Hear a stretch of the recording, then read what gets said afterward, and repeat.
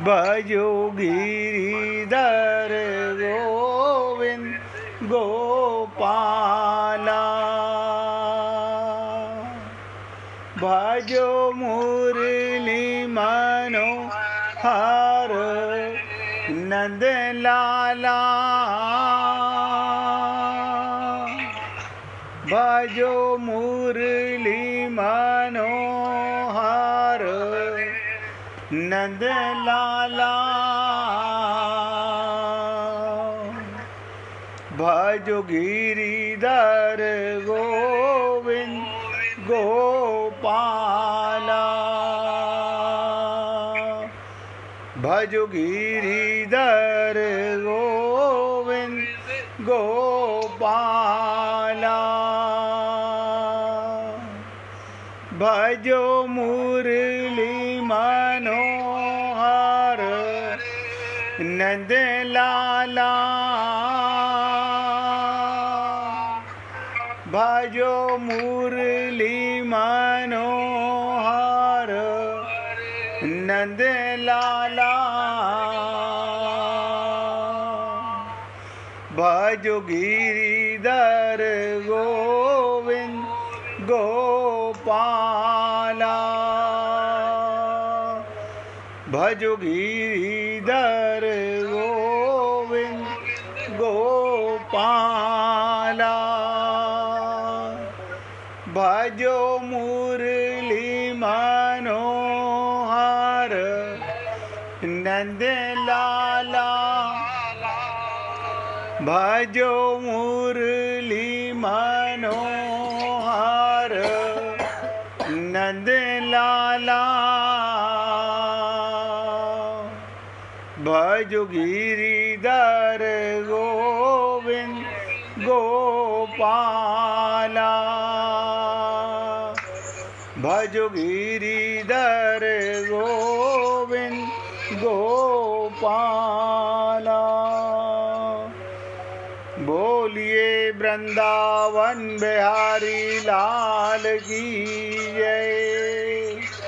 जय जय श्री राधे। जय जय श्री राधे।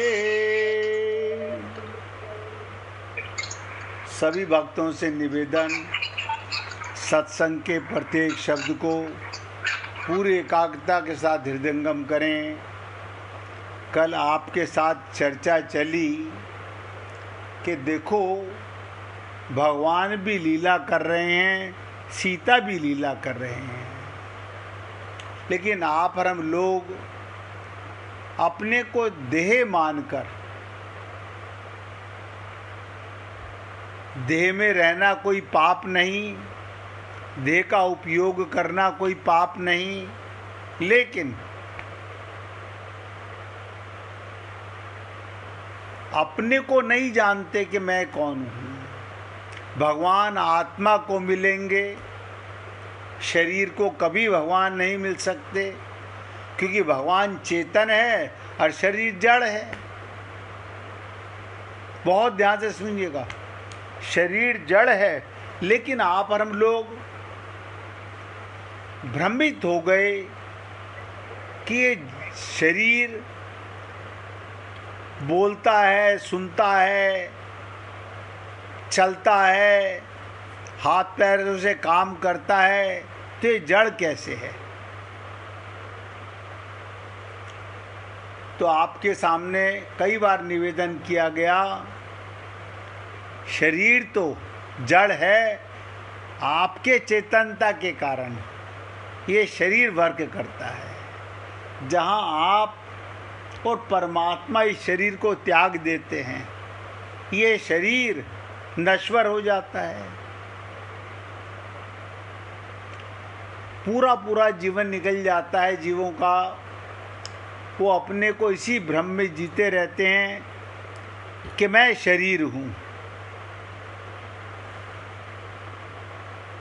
ये अज्ञानता है, और शरीर से सारे धर्म करते हैं। पूजा तो हम करते हैं, पाठ तो हम करते हैं, मंदिर तो हम जाते हैं, सत्संग तो हम सुनते हैं, लेकिन किसी ने ये सोचने का प्रयत्न नहीं किया, शरीर नहीं सुनता, शरीर पूजा नहीं करता। हमारा बिगड़ा हुआ शरीर कौन सा है? ये स्थूल शरीर नहीं बिगड़ा हुआ, ये तो मिला ही संसार की सेवा के लिए है। एक एक शब्द पे ध्यान देना, ये शरीर संसार की सेवा के लिए मिला है। यहीं पर इसका जन्म होता है, यहीं पर इसकी मृत्यु हो जाती है। हमारा बिगड़ा हुआ, और इसी जन्म में नहीं, अनंत जन्मों से बिगड़ा हुआ सूक्ष्म शरीर, जिसकी तरफ आप और हम लोग कभी विचार भी नहीं करते हैं।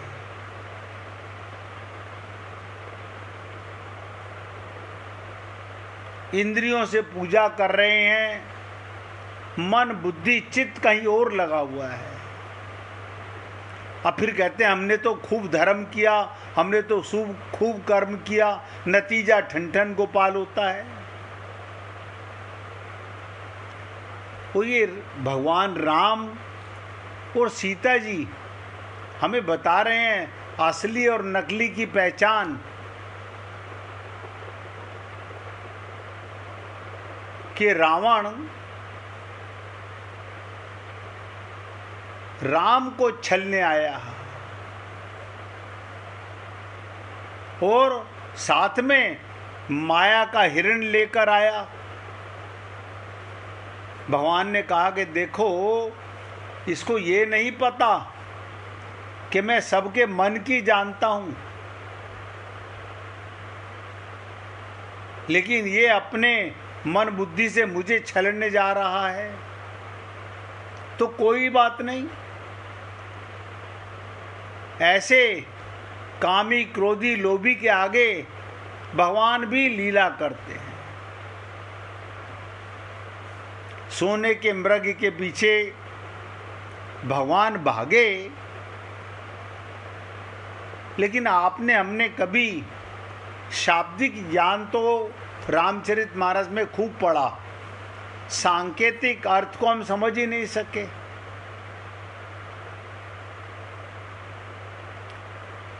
और इससे भी बड़ा विकराल बात कब होती है कि जब सीता जी ने इच्छा जाहिर की,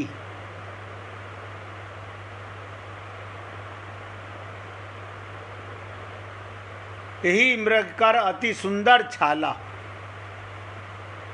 जैसे आप और हम लोग माया के पीछे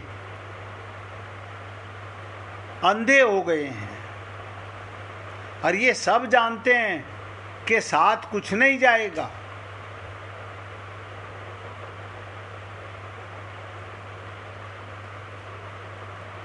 ये सीता जी ने इसलिए नहीं की, ये इसलिए की कि यहाँ पर हम लोग शिक्षा लें कि आपका ये जीवन निरर्थक बेकार जा रहा है।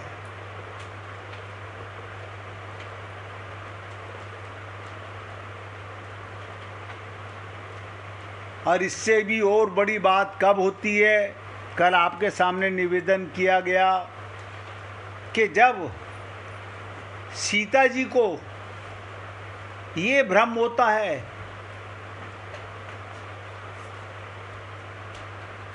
जब सीता जी को ये भ्रम होता है कि भगवान पर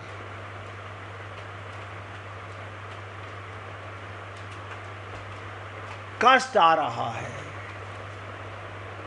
अब आप हम लोग सोचें, क्या भगवान पर भी कभी कष्ट आ सकता है?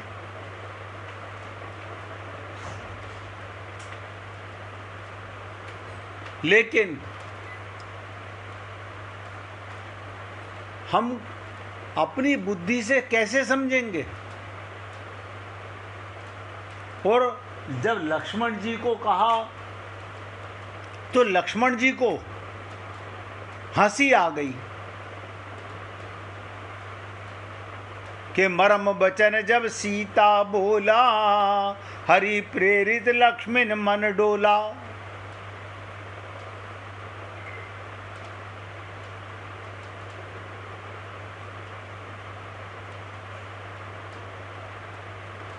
लक्ष्मण जी कह रहे हैं, अरे जिनकी एक भ्रकुटी विलास से सारी सृष्टि का प्रलय हो सकता है, सपने पर भी उनमें कभी कष्ट नहीं आ सकता।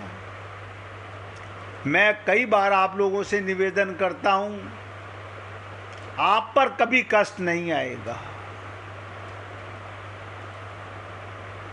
आप पर कभी कोई दुख नहीं आएगा। आप परमात्मा की संतान आत्मा हो, लेकिन इतना सुनने के बाद भी हम अपने को देह मानते रहते हैं। मैं फिर बता रहा हूं, देह मिला है संसार के लिए और ये शरीर मिला है आत्मज्ञान के लिए। शरीर से एक एक शब्द पे ध्यान दो, शरीर से परिवार की, संसार की, समाज की, रिश्तेदारों की खूब सेवा करो, लेकिन अपने को जानो, मैं कौन हूं और मेरा कौन है। अन्यथा हम अपना ही नुकसान कर रहे हैं।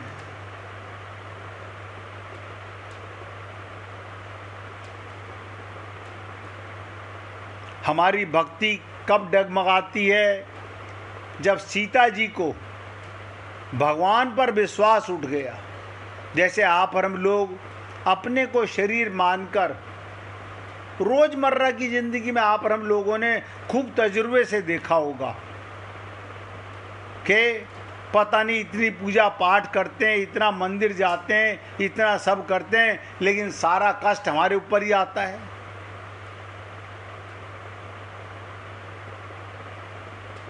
आप हम लोग रोज देखते हैं ये बातें।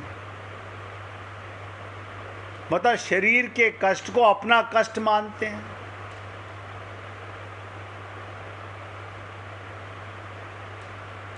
आत्मज्ञान ना होने के कारण सीता जी भी ये बता रही हैं कि देखो 99.99% लोग अपने को शरीर मानते हैं। शरीर में रहना पाप नहीं है, लेकिन शरीर मानना पाप है।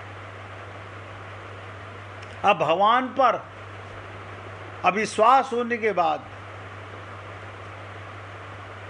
बहुत ध्यान से समझिएगा, अगर भगवान पर विश्वास उठ जाए, संत पर विश्वास बना रहे, अपने गुरु पर विश्वास बना रहे, ये मोबाइल हटा देना, तो संत ईश्वर पर विश्वास लौटा देता है। लेकिन आप और हम लोगों को ना तो किसी भगवान पर भरोसा, ना किसी गुरु पर विश्वास, हमें अपनी काया पर और इस काया के सुख सुविधा पर विश्वास है। तो भगवत प्राप्ति किसे होनी है? ये तो आप और हम लोग भली प्रकार सोच सकते हैं। लक्ष्मण, गुरु, संत असली साधु हैं। जैसे ही असली साधु ने अविश्वास प्रकट किया, सीता ने नकली साधु चुरा कर ले गया। रावण भी साधु बनकर आया, और आप और हम लोग असली नकली को जानते ही नहीं, क्योंकि अपने को देह मानते हैं। भाई जी कुछ पूछना चाहती हैं, पूछिए। भैया जी, ये जब अपने को आत्मा मानते हैं तो इस शरीर को किस दृष्टि से देखें, कैसे समझें, इसको अलग कैसे समझें? अलग कैसे समझें? बहुत सुंदर पूछा आपने। आप बताइए। उस समय नहीं, अभी समझ लीजिएगा। पंखा खराब हो जाए तो आपको क्या लगता है, लाइट चली गई या पंखा खराब हो गया? शरीर तो मरण धर्म है, शरीर तो मरेगा। साधु का हो, महात्मा का हो, भगवान अवतार लेकर आए, अपने को देह मानना, मैं फिर बता रहा हूं, देह में रहना पाप नहीं है, देह मानना पाप है। हम मकान में रहते हैं, अपना मकान मानते हैं, अपने का पता नहीं, क्योंकि मैं का पता नहीं। अब ध्यान से सुनो भाई जी, जो आपने पूछा, मैं माने आत्मा, मेरा परमात्मा, अब मैं माने शरीर। मैंने कई बार आपसे निवेदन किया, आज भाई जी ने पूछा, सब नोट करो, अपने मस्तिष्क में करो, डायरी में नोट करो। क्या? जिसके साथ मेरा लगे वो मैं नहीं है।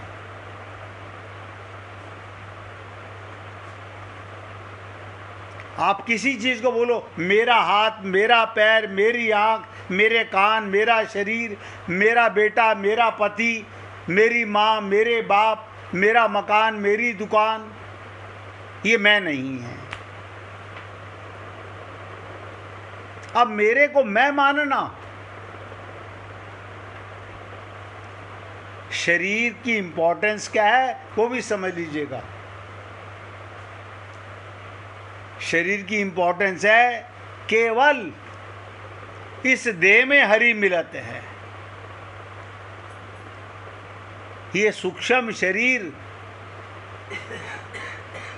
मरता नहीं है, लेकिन इस देह में विशेषता है जो देवताओं को नहीं मिलती। उनके पास हमारे से ज़्यादा दिव्य शरीर है, दिव्य शरीर है। हमारे पास मैटेरियलिस्टिक सब शरीर है, लेकिन इस देह की उपयोगिता क्या? आप अपना ज्ञान, आत्मज्ञान इस देह में कर सकते हैं और परमात्मा को पा सकते हैं। छोटी सी बात मोहब्बत की, देखो सबको मोहब्बत करनी आती है, छोटी सी बात मोहब्बत की, और वो भी समझ नहीं आती। अपना प्रीतम आत्मा का परमात्मा, प्रेमी, पति, पुरुषोत्तम, परम पति अंदर बैठा हुआ है। और मैंने आपसे कहा, कोई प्रश्न करने की जरूरत नहीं, जहां मेरा लिखा हो वो मैं नहीं है।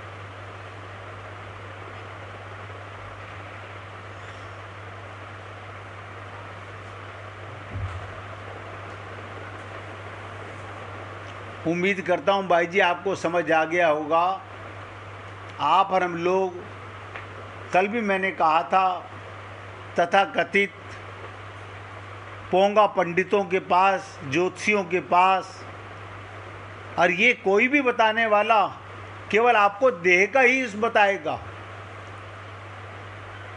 वो देह के सुख का, देह के कष्ट का ही बताएगा। उन्हें आत्मा का अपना ही नहीं पता तो बताएंगे क्या?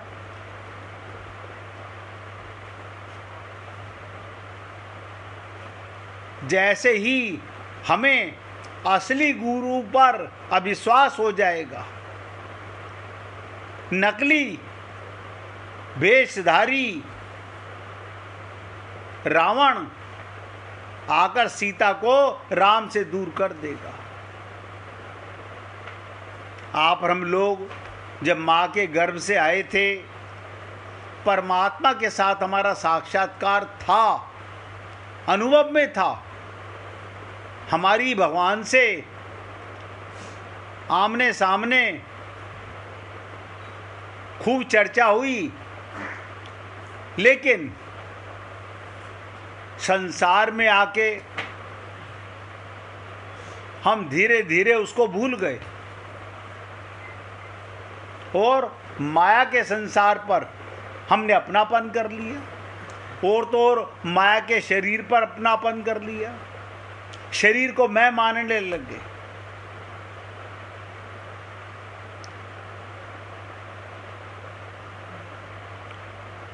और मैंने कहा था अंतःकरण का भ्रम ही है जो सीता को राम से दूर ले जाए। आप और हम लोग भी संशय के वन में भटक गए हैं, भ्रम के वन में भटक गए हैं। हम लोग ये सोचते हैं अब हम क्या करें, किस पर विश्वास करें, किस पर विश्वास ना करें। अरे अपने अनुभव पर विश्वास करो, अपने अनुभव पर। क्या अनुभव पर? कि जो जा रहा है वो मेरा कैसे है? मेरा तो मेरे से अलग कभी हो ही नहीं सकता।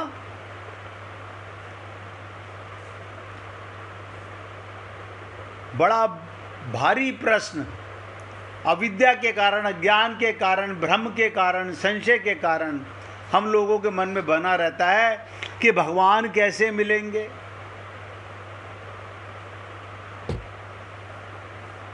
और मैंने कल जब निवेदन किया सीता की खोज क्या, अपना पता चले तो भगवान का पता चले। हमें अपना पता नहीं, भगवान को खोजने। कई बार मैं सोचता हूँ, मैं फिर बोल रहा हूँ, किसी मंदिर में जाना पाप नहीं, किसी तीर्थ पे जाना पाप नहीं, लेकिन भगवान को पाने जा रहे हो तो धोखे में हो, भ्रम में हो। सब नोट कर लो। अगर किसी तीर्थ में भगवान बैठा होता तो सारी दुनिया को तीर्थ में रहना चाहिए। फिर ये बात गलत साबित हो जाती। हरि व्यापक सर्वत्र समाना। साथ में ये भी कहा गया प्रेम ते प्रकट होई मैं जाना। अब वहां जाके हमारा प्रेम उमड़ रहा है बद्रीनाथ केदारनाथ में। आपके हृदय में परमात्मा है, वहां प्रेम प्रकट नहीं हो रहा। क्यों? गोद में छोरा और शहर में ढिंडोरा। और हम मूर्खों ने एक नई चीज और निकाल दी, वो दिव्य मंदिर है। दिव्य मंदिर है, वहां पर सोने की मूर्ति है। मतलब भगवान सोने के बन गए।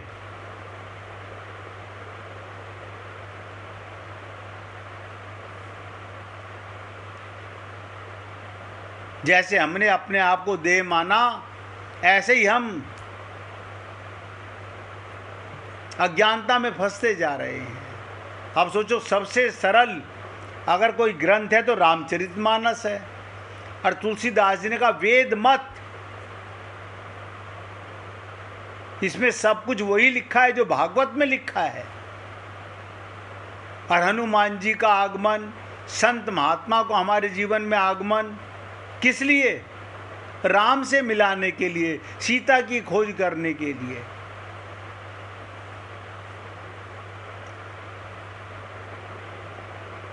अब आप हम लोग सोचें, हम संशय किस पर कर रहे हैं? भगवान पर या संत पर? अपने अज्ञान पर कोई संशय नहीं करता कि मैं अज्ञानी हूं।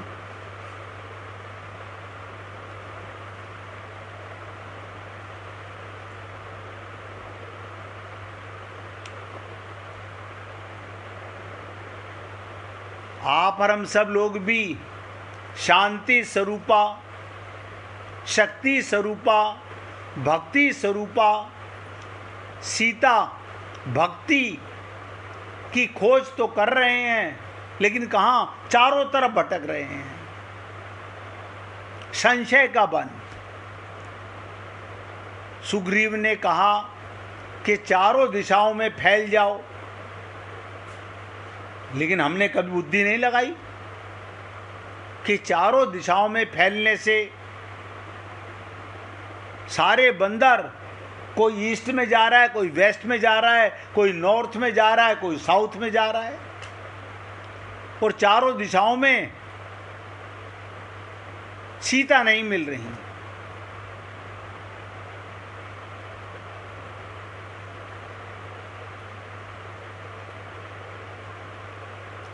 मैंने आपसे निवेदन किया कि सीता की खोज कौन करे? सुग्रीव सारे बंदरों को आज्ञा देते हैं, जाकर सीता का पता लगाओ। आप हम लोग इस शरीर में किस लिए आए हैं? कुछ नहीं, अपने को, अपना पता लगा लो तो अपने का पता चल जाएगा। अब ध्यान से सुनो, हमने अपने को शरीर माना तो देखो संसार में किस किस में अपनापन कर लिया। अपने को आत्मा मानते तो शरीर से व्यवहार करते, और प्रीतम अपना अंदर बैठा है हमारे साथ में, यानी शरीर से व्यवहार कर रहे हैं और आत्मा से परमात्मा को प्रेम कर रहे हैं। याद रखना, कोई मंदिर जाने से, कोई पूजा पाठ करने से भगवान मिलते, तो इसका मतलब तो जो 24 घंटे पूजा पाठ करता हो उसे तो भगवान मिलने चाहिए थे। जो तीर्थों में रहते हैं उनको तो भगवान मिलने चाहिए थे। जिनका जन्म ही बद्रीनाथ, केदारनाथ, गंगोत्री, यमुनोत्री में हुआ, उनको तो भगवान मिलने चाहिए थे।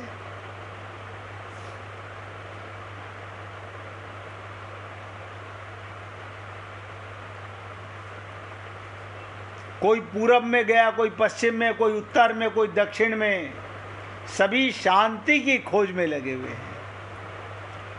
कोई भक्ति की खोज में लगा हुआ है तो कोई शक्ति की खोज में। कोई सीता कहाँ है? वो रावण के नगर में। अब ध्यान से सुनो, सीता है कहाँ? आप कहोगे रामचरितमानस में लिखा है रावण की लंका में।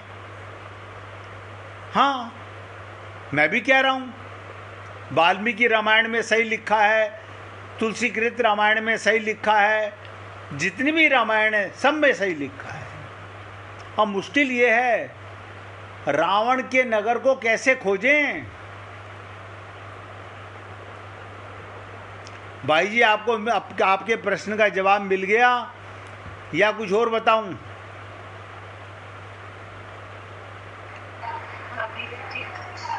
जवाब मिल गया तो ठीक है, अगर नहीं मिला है तो हाँ मत करना। अब ध्यान से सुनो, बहुत ध्यान से समझो। रावण का नगर, अब आप कहोगे आज रावण को कहाँ खोजने जाएं हम? मैं बता देता हूं। रावण को कहीं खोजने नहीं जाना, सीता को कहीं खोजने नहीं जाना। आपका देह नगर, आप बताओ आप कहाँ रहते हो? देह में रहते हैं। इसी देह नगर के अंदर रावण की एक वाटिका है, अशोक वाटिका, जहां पर सीता बंदी बनाकर रखी हुई है। मैंने कल ये जान के संवाद आपके सामने नहीं लाया था।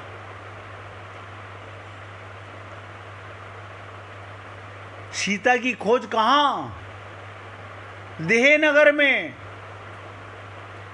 हम लंका जाएं, अब एक ने हमसे आके कहा हम लंका होके आए, वहाँ पर हमने वो तीर्थ देखे, वो सब देखा। अरे तो वो तो देखा, सीता मिली? नहीं नहीं, आप थोड़ी मिलेंगी सीता। मैंने कहा बात तो सही कह रहे हो, सीता तो त्रेता युग में मिलती थी, अब तो राम जी ले गए अपने साथ, अब सीता कहाँ मिलेगी?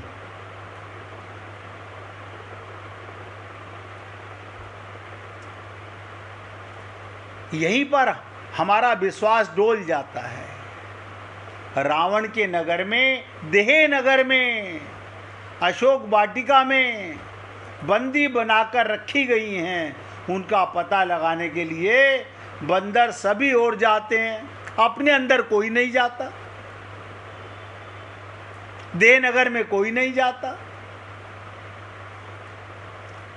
पर रामायण की कथा के अनुसार दक्षिण दिशा में वो लोग गए जो बड़े माने जाते थे। सभी दिशाओं के अलग अलग स्वामी होते हैं। इनमें दक्षिण दिशा के स्वामी यमराज, इसका अर्थ ये कि लोग दक्षिण छोड़ सभी दिशाओं में खोजने जाते हैं, पर जिधर मौत का डर हो उधर नहीं जाते। जब दक्षिण दिशा की ओर जाने का साहस अन्य बंदरों को नहीं होता तो वहाँ पर किनको भेजा गया? जामवंत, अंगद, नल, नील और हनुमान। इन लोगों को दक्षिण दिशा में जाकर सीता का पता लगाने का भार सौंपा गया। आज आप और हम लोग कहते हैं दक्षिण दिशा में मंदिर बहुत हैं, बड़े विशाल मंदिर हैं। हाँ, मंदिर तो हैं, बात तो भक्त की है। भक्त कितने हैं? पूछिए मीना जी। जैसे सीता जी हम लोगों के अंतःकरण में है और हम उनको इधर उधर ढूंढ रहे हैं। बिल्कुल सत्य कहा। आपका आप यही कहना चाहने कभी हम अंदर हैं वहाँ तो हम ढूंढते नहीं हैं और हम उनको बाहर ढूंढते हैं। मैंने कहा देह नगर में, ये हमारा देही नगर है, इसे कहते हैं वेदों में कहा गया ब्रह्मपुर। ये पूरा नगर है। इस नगर के अंदर हमारा काम, हमारा क्रोध, हमारा लोभ, यानी रावण की लंका इसी में है। और रावण की इसी लंका में आत्मा रूपी सीता कैद करी हुई है। तो हमारा अंतःकरण के अंदर जाने का रास्ता कहाँ से निकाले हम? बहुत सुंदर, बहुत सुंदर। श्रद्धा और विश्वास से मार्ग निकलता है, पूर्ण श्रद्धा। आप बताइए, आप और हम लोग अपने खून के रिश्ते पर कितना विश्वास करते हैं?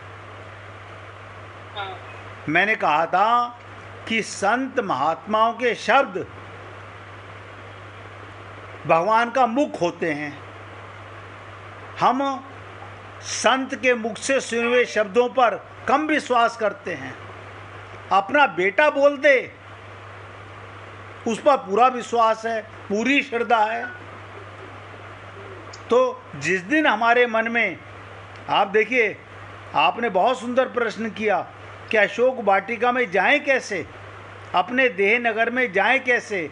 1 मिनट पहले कीर्तन कर लूं, फिर आपको थोड़ा सा मैं भी जोश ले आऊं भगवान का प्रेम, और भगवान से प्रार्थना कर लूं कि प्रभु ऐसी कृपा करो कि एक गोपी ने पूछा है तो उसके मन के दुविधा का निदान किया जा सके सरलता से।